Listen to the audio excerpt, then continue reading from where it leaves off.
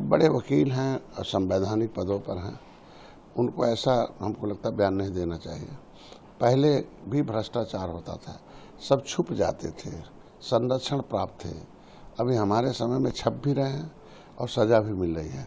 माननीय योगी जी ने कहा था 15 दिन देखिए और देखो दूध का दूध पानी होगा। तो जांच पर विश्वास करना चाहिए और भ्रष्टाचारियों के खिलाफ कार्रवाई में मदद करनी चाहिए, नहीं कि उनको बचाने के लिए बयानबाजी में लोगों को भटकाना चाहिए। उनको कहना चाहिए कि यह कानून है, इसके तहत उनको भेजा जाए, आगे ऐसा कोई घटना न करे। उनको कहना चाहिए कि अब मंदिर की भी ऐसे हुआ है तो मस्जिद में भी हो रहा होगा, गुरुद्वारे में भी हो रहा होगा, चर्च में भी हो रहा होगा, और सभी ट्रस्ट जितने हैं धार्मिक, इनके देख रेख सरकार करना चाहिए और कड़े कानून होने चाहिए। देखो कुछ ही भ्रष्टाचारी हो सकते हैं, उनके 2-4 लोगों की वजह से सबकी ईमानदारी और निष्ठा पर सवाल नहीं उठाया जा सकता। ये भारत में लोकतंत्र है। अच्छा, कांग्रेस और आम आदमी पार्टी द्वारा ये आरोप लगाया जा रहा है कि भाजपा बड़े आरोपियों को इसमें बचा रही है, हालांकि इसके लिए प्रधानमंत्री को निष्पक्ष जांच का पत्र भी लिखा गया है।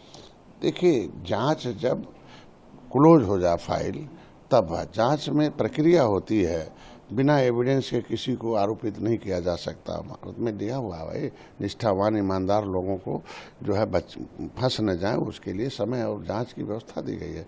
तो जांच में जो भी एविडेंस आएंगे उनको है, अगर इनके पास एविडेंस है बड़े लोगों के खिलाफ तो उसको पहुंचाना चाहिए, राजनीति नहीं करना चाहिए। राजनीतिक बात इन लोगों में।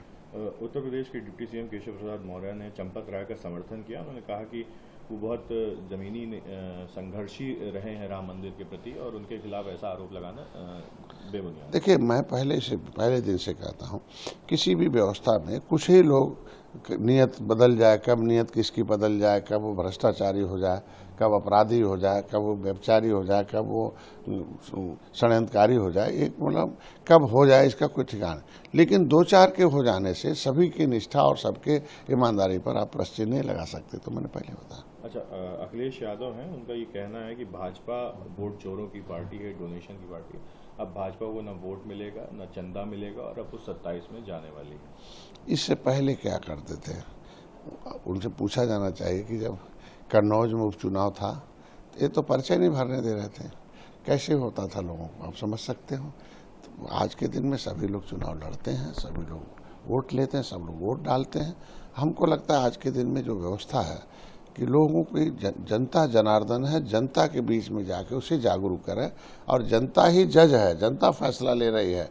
अब जनता का फैसला में फेल हो रहे हैं तो फिर क्या कह सकता है, जनता जो देखेगी वो करेगी, या जनता अच्छा देख रही इसलिए हमको दे रही है। अखिलेश ने यह भी आरोप लगाया कि भाजपा अब अगर 27 में आती है तो संविधान बदल देगी और अब उसके बाद आदमी को वोट डालने का जो एक मौलिक अधिकार है वो खत्म कर देगी। ये तो 2024 में भी कह रहे थे कि संविधान बदल जाएगा, आरक्षण खतरे में, लेकिन न संविधान बदला न आरक्षण खतरे में। अब बल्कि उस प्रकार हो रहा है, महिलाओं का आरक्षण दिया जा रहा, डिलिमिटेशन हो रहा, बढ़ाया जा रहा, उनके यूसी देखो लायक, तो ये सब चीज़ हो रहा है। तो ये आरोप निराधार है। अच्छा, आखिरी प्रश्न, राम मंदिर से, राम से आपका एक अलग लगाव है, राम आप जो है उनके वंशज भी हैं, किस तरह से इसको देख रहे हैं, क्या ऐसा होना चाहिए था? अगर नहीं होना चाहिए था तो इसमें देखिए, हम लोग तो राम निषाद राज, मर्यादा पुरुषोत्तम भगवान राम के आद बाल का निषाद राज के वंशज हम लोग, और ये प्रयागराज की धरती है, एक ऐतिहासिक धरती है। चल के वो आए थे और गरीबों को गले लगाए थे, मतलब सबरी का बेर खाए और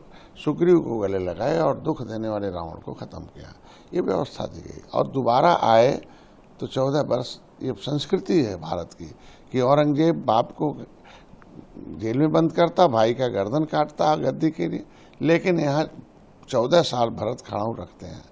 और जब याद करते हैं भाई किसी मित्र को बुलाया जाए तो उन्होंने राजाओं को, तो उन्होंने कहा किसी राजा को मत बुलाओ, सभी राजाओं में बड़ा राजा निषाद राजा है, उन्हीं को बुलाओ। तो इतना बड़ा गौरवशाली इतिहास रहा हो, उस पर डेंट लगना बड़ा दुख है। हमको लगता है कड़े कानून बनने चाहिए। आस्था का सवाल, देखो अब राजनीति एक जनता के पैसे, जनता के भविष्य का अभिभावक है, देश के विकास की भावनाओं के, तो भावनाएं हाथ हो रही हैं, इसलिए हमको लगता है इस पर कड़े कानून होने चाहिए और निश्चित रूप से जो इसमें दोषी उनको सजा होनी चाहिए। और सभी मंदिर, गुरुद्वारे और मस्जिद भी इसके जद में, हिंदी में इसको आज अंग्रेजी में ट्रस्ट कहते हैं, हिंदी में न्यास कहते हैं, और उर्दू में क्या कहते हैं, वक्फ बोर्ड कहते हैं। इसके मतलब आप सभी धर्मों में जो भी इस तरह की व्यवस्था है उस कड़े कानून के अंदर लाए जाने चाहिए और आगे ऐसी घटना न हो, यह आहत करने वाली घटना, और ऐसा नहीं होना चाहिए और इससे निषाद ज़्यादा आहत है।